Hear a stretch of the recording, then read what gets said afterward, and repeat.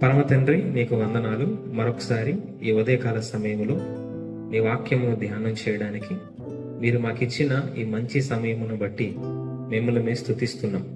ఈ వాక్యము ద్వారా మీరు మాతో మాట్లాడండి, మా ఆత్మీయ జీవితాలను సరిచేయండి.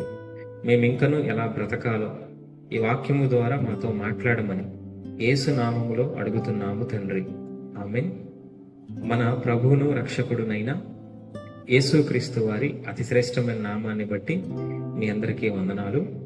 మరొకసారి ఈ ఉదయకాల సమయంలో మిమ్మల్ని అందరినీ కలుసుకోవడానికి దేవుడిచ్చిన ఈ సమయమును బట్టి దేవునికి మహిమ కలుగును గాక, ఆమేన్. ఈ సమయంలో దేవుని వాక్యములో నుండి ద్వితీయోపదేశ కాండము 25వ అధ్యాయము 18వ వచనాన్ని చదువుకుందాం. ద్వితీయోపదేశ కాండము 25వ అధ్యాయం 18వ వచనం.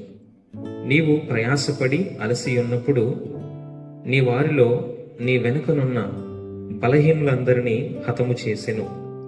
ఈరోజు మనం చదువుకున్న ఈ వచనాన్ని మనము ఆలోచన చేస్తే దేవుడు ఇశ్రాయేలు ప్రజలతో ఈ మాటను మాట్లాడుతున్నట్లుగా మనకి కనిపిస్తుంది. అంటే ఇశ్రాయేలు ప్రజలు ఐగుప్తు దేశము నుండి కనాను దేశానికి ప్రయాణమై వస్తూ ఉన్నప్పుడు వారు రెఫీదీము అనే ఒక ప్రాంతానికి వచ్చినప్పుడు అమాలేకీయులు అనేవారు ఇశ్రాయేలు ప్రజల మీద యుద్ధానికి వచ్చారు. దేవుని ప్రజలైన ఇశ్రాయేలు ప్రజల మీదకి మొట్టమొదటిగా యుద్ధానికి వచ్చిన జనాంగము లేదా జనులు ఎవరు అనంటే అమాలేకీయులు. ఆ అమాలేకీయులు యుద్ధానికి వచ్చినప్పుడు మోషే చేతులెత్తి ప్రార్థన చేశాడు. యెహోషువ యుద్ధం చేయడానికి వెళ్ళాడు. మోషే చేతులెత్తినప్పుడు ప్రజలకి విజయం కలిగింది. ఆయన చేతులు కిందకు దించినప్పుడు ప్రజలు ఓడిపోయేవారు.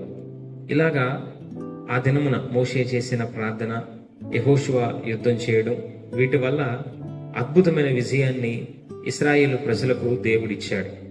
అయితే ఆ అమాలేకీయులు ఎలాగా వారు ఇశ్రాయేలు ప్రజల మీదకి యుద్ధానికి వచ్చారో, వారు యుద్ధానికి వచ్చినప్పుడు ఎలా వారిని హతం చేశారో ఆ విషయాలను జ్ఞాపకం చేసుకోమని దేవుడు ఈ ద్వితీయోపదేశ కాండం 25వ అధ్యాయంలో మాట్లాడుతూ ఆయన చెప్తున్న మాట ఏంటనంటే, నీ వారిలో అనగా ఇశ్రాయేలు ప్రజల్లో ఎవరైతే బలహీనులై వెనక ఉన్నారో వారిని అమాలేకీయులు హతము చేశారు.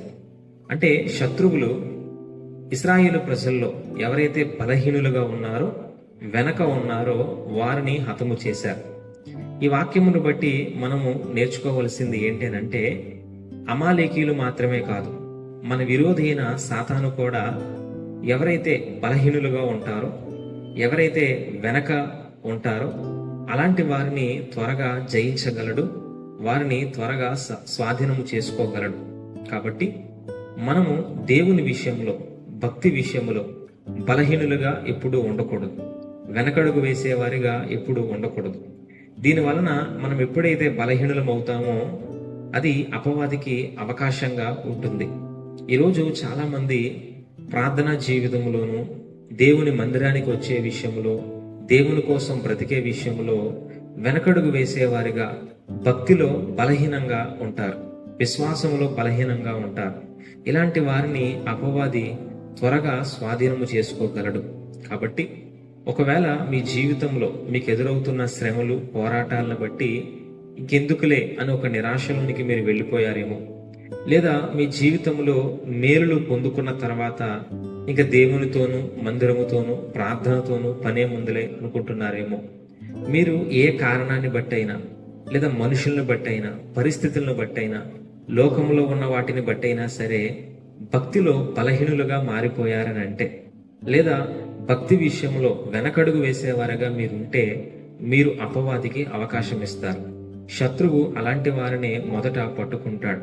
కాబట్టి మీరేమాత్రము కూడా అలాంటి వారిగా ఉండకండి. పరిస్థితులు ఎలా ఉన్నా, మనుషులు ఎలా ఉన్నా, మన జీవితంలో మనము కలిగి ఉన్న భక్తి జీవితాన్ని కాపాడుకుంటూ, ప్రార్థనా జీవితాన్ని, విశ్వాసము, దేవుని మీద ప్రేమను, దేవుని కోసం మనం తీసుకున్న తీర్మానాలని గట్టిగా పట్టుకొని బలవంతులుగా ముందుకు మనము సాగాలి. విశ్వాసానికి కర్త, దాన్ని కొనసాగిస్తున్న యేసు వైపు చూస్తూ మనం ముందుకు వెళ్ళాలని దేవుని వాక్యంలో చెప్పబడినట్లుగా అమాలేకీయులు వెనకున్న వారిని, బలహీనుల్ని హతము చేశారు. కానీ మనము అపవాది చేతికి దొరకకుండా మనము బలవంతులుగా వాడిని జయించేలాగా, వాడిని ఎదుర్కొనేలాగా మనము ఉండాలి. అంతే తప్ప శ్రమలను బట్టి కృంగిపోయి బలహీనులు కాకండి, లేదా మనుషులను బట్టి భక్తిలో వెనకడుగు వేయకండి. ఏది ఎలా ఉన్నా సరే మీ విశ్వాసాన్ని, మీ ప్రార్థనా జీవితాన్ని, దేవుని మీద మీకున్న ప్రేమని మీరు గట్టిగా పట్టుకొని బలవంతులుగా ముందుకు వెళ్ళండి. దేవుని కృప మనందరికీ తోడుగా ఉండి ఆయన ఆత్మ ద్వారా దేవుడు మనందరినీ బలపరుచును గాక. ఆమేన్. ఈ వాక్యమును వెంటనే మీ అందరి మీదకి యేసు నామంలో అబ్రహాం ఆశీర్వాదాన్ని మేము విడుదల పరుస్తున్నాం. మీ ఉద్యోగములు, చేతి పనులు, వ్యాపారములన్నిటినీ దేవుడు ఆశీర్వాదకరముగా మార్చును గాక.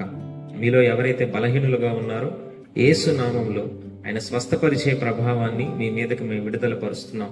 పరిపూర్ణమైన ఆరోగ్యము, స్వస్థత యేసు నామంలో కలుగును గాక. దేవుని కృప మనందరికీ తోడుగా ఉండి పరిశుద్ధాత్మ దేవుని యొక్క నడిపింపుతో దేవుడు మనలందరినీ కూడా ఆయన రాకడ కొరకు సిద్ధపరచును గాక. యేసు నామంలో అడుగుతున్నాము తండ్రి. ఆమేన్.